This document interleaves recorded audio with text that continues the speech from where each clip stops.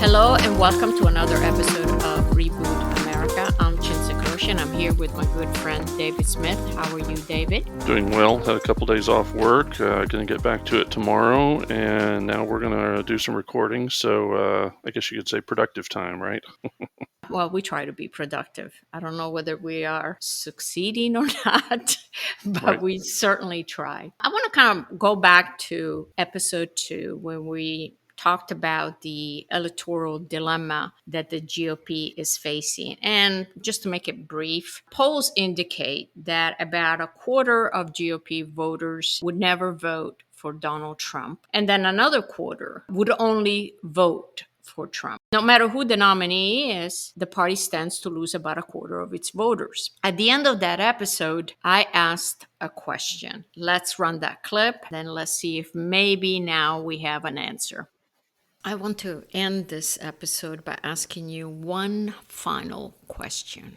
Is there anything that the GOP could have done to avoid the situation? I don't know what that would be. I don't know what that would be. That's a good question. That's a really great question. That may be the proverbial $64,000 question, so to speak. That's a great question. I don't know the answer to it. Well, David, do you have an answer or are you starting to formulate an answer? Well, as I take a long pause, I think that the reaction I had then is still a very, very real reaction. Ooh, wow.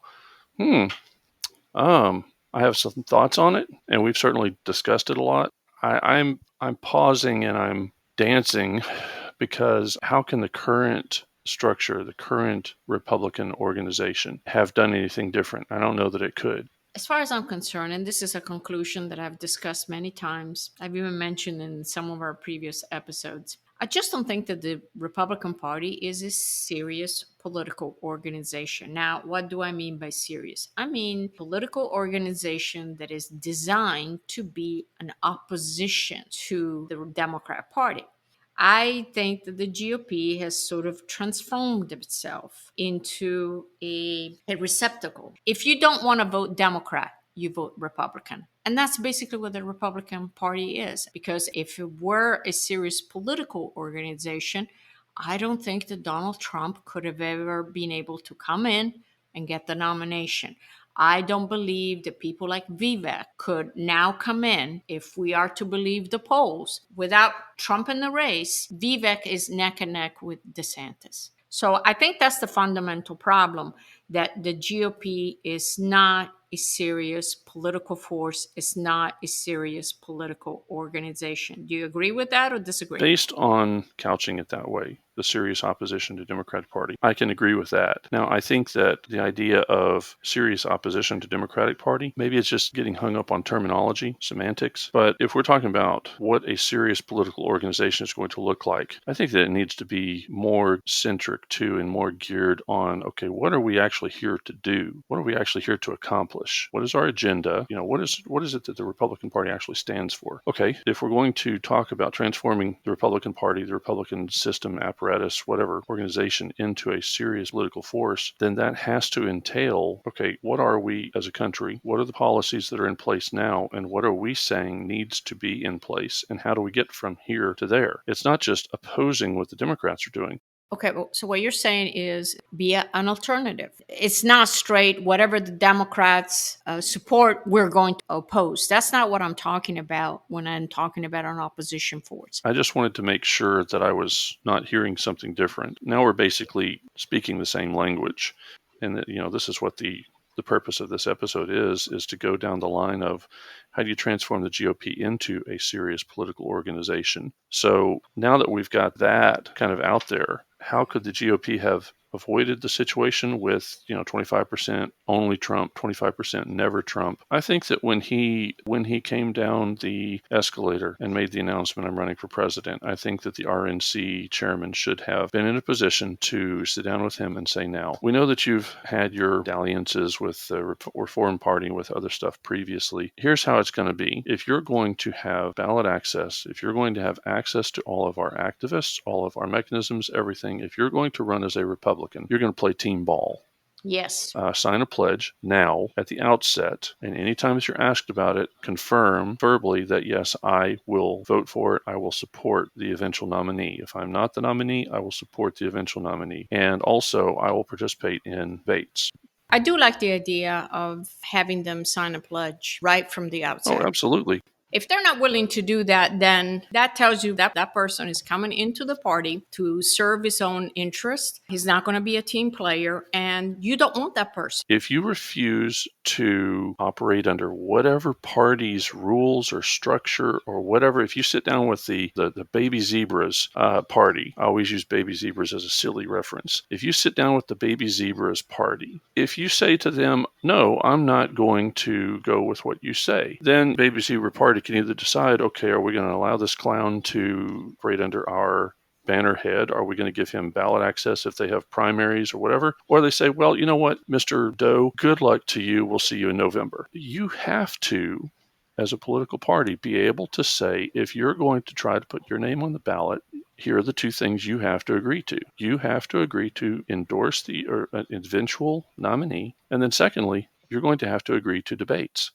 I like the idea of the pledge right from the outset because what I'm talking about is going forward, preventing people like Donald Trump, like Vivek, essentially taking over the party or at least disrupt the party. There has to be some discipline. And the only way you prevent that is if you screen out the people who are coming in because, I don't know, they want to make a name for themselves, they have a book to sell, they have a show to sell, whatever it may be. But they're not people who are interested in pursuing or contributing to the pursuit of a political vision. So how do you prevent that as a political organization? I think the pledge is one thing. I like what you said about the debates, that if you don't participate in the debates, that you don't get the nomination.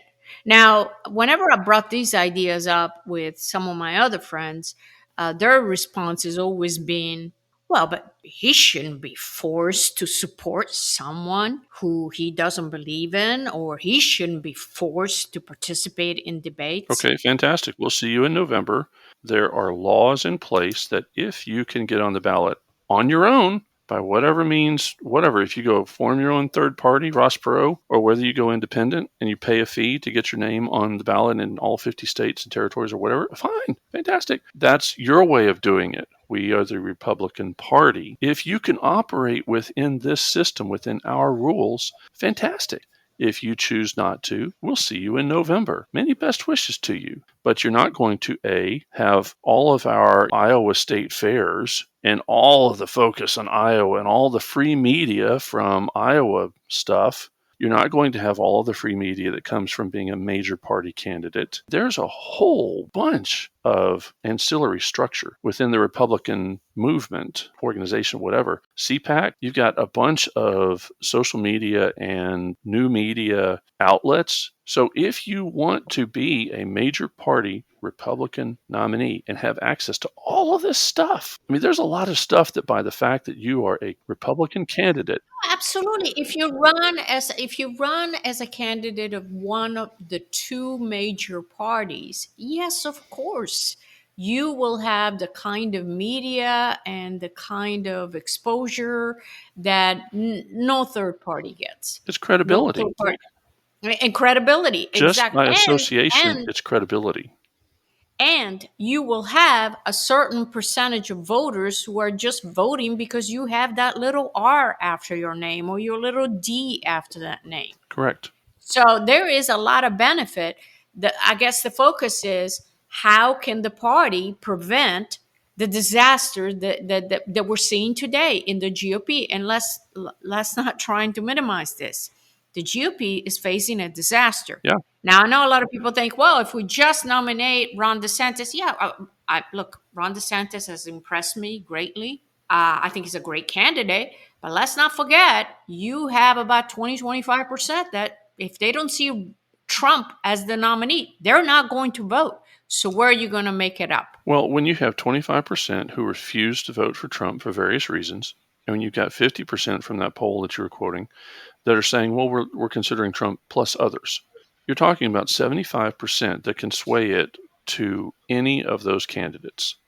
That 75% can literally pull Burgum or whatever his name is from North Dakota out of obscurity and make him the next president of the United States of America. If you're not going to give every single one of those candidates an opportunity to stand up there on the debate stage, participate, to get onto the debate stage. If you don't qualify, that's another issue. If you don't have the votes, if you don't have the financial support, that's another issue. But if you get on that debate stage, you should be able to address the front runner, his or her record.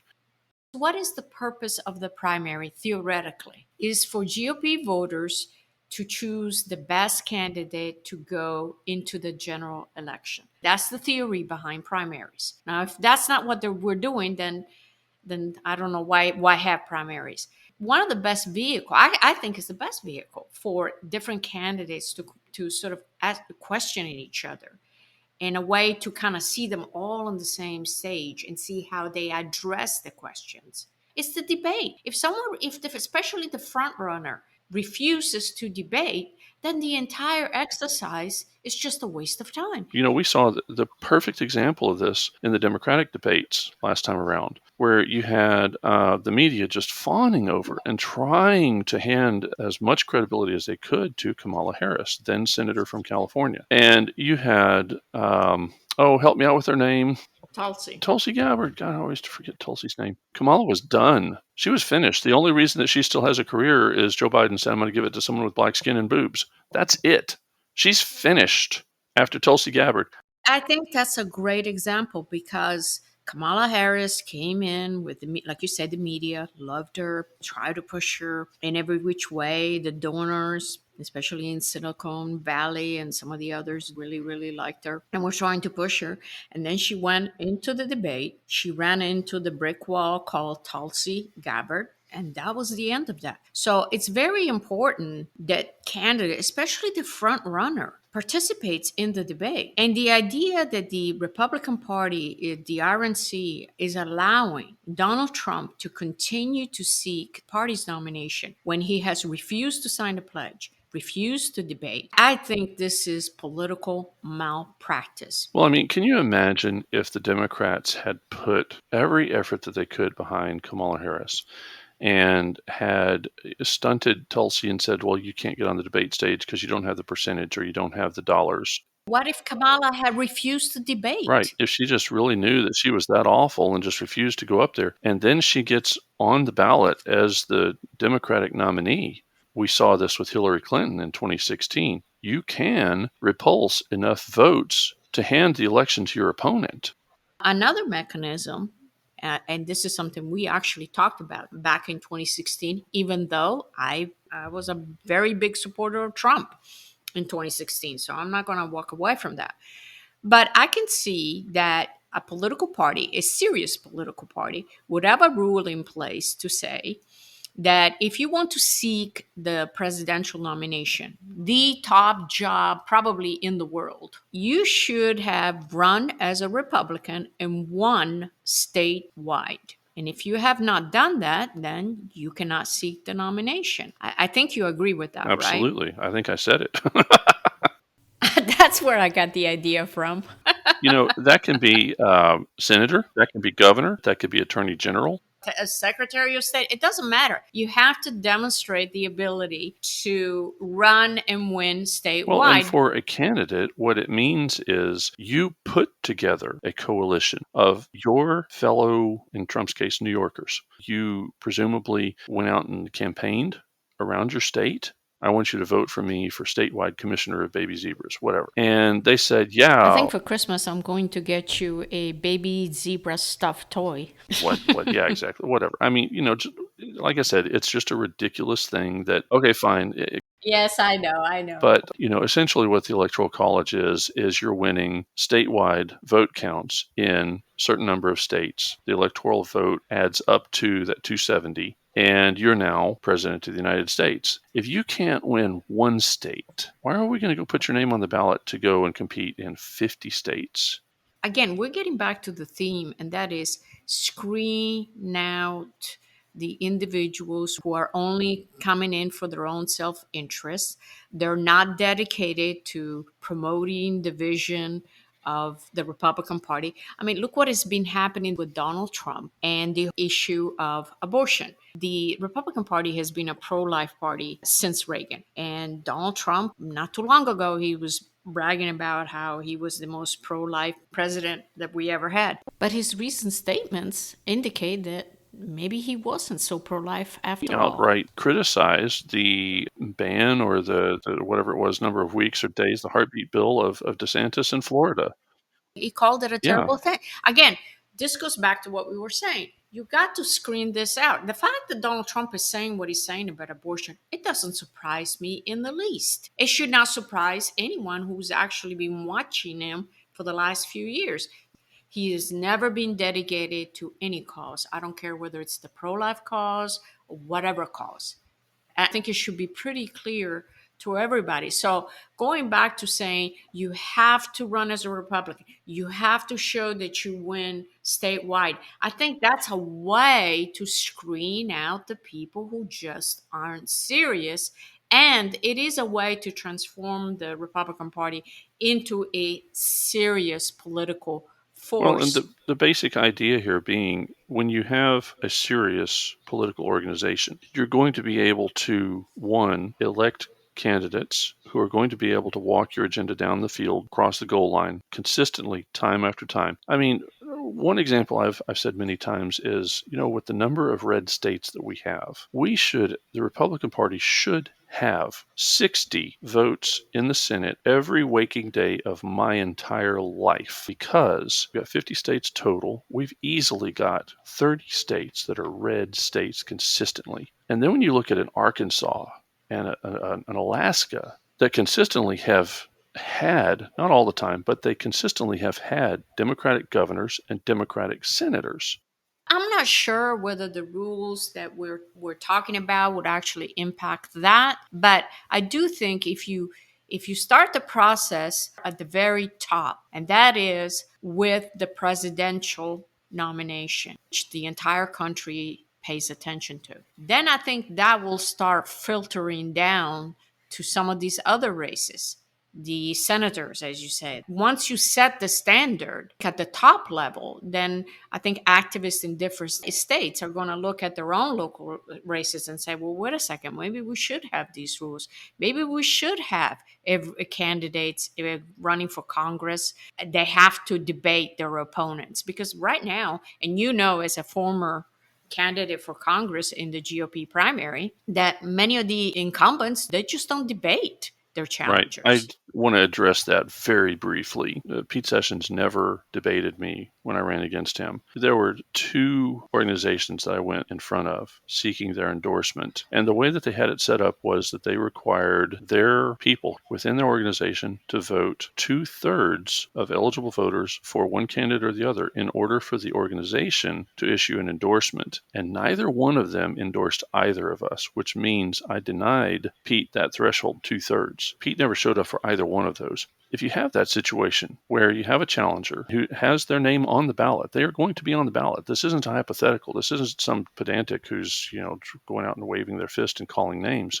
This is an actual, by God, on the ballot candidate. And they're challenging an elected official. And you have an electorate that thinks that this congressman is the most conservative thing in the world. When you've got the ability as an elected official to portray yourself and your supporters portraying this person as being the most conservative or the most whatever, when you actually talk about record, what you voted for, and people see that, oh, wow, they did this, they didn't do that, oh, and they actually see that record. One, that's accountability. And That's what these elected officials need more than anything, is they need to be able to know that they are going to come back. Hey, congratulations, you're our elected congressman, president, whatever, from wherever. You're now going to have to come back to us. And you're going to have to answer questions about your record as the XYZ elected official. That would be huge, because they're going to actually have to debate somebody. And, if we had a serious Republican Party, one, Trump would have had to have pledged to those two things from the beginning. If we had a serious political party, there would have never been a Trump, because just the rule that you have to win statewide would not have allowed him to run in 2016. Now, like you said, maybe he would have gone for senator. I don't Well, think in New so. York, he wouldn't have been elected. I mean, he would have had to have moved to Florida, changed his residency to Florida to have had a chance. Exactly. He would have had to go to Florida, because the other residence where he spends his summer is in New Jersey. So, no, I don't think he would have been elected in New Jersey. I mean, obviously, transforming the GOP into a serious political force, a serious opposition or alternative, whatever you want to call it.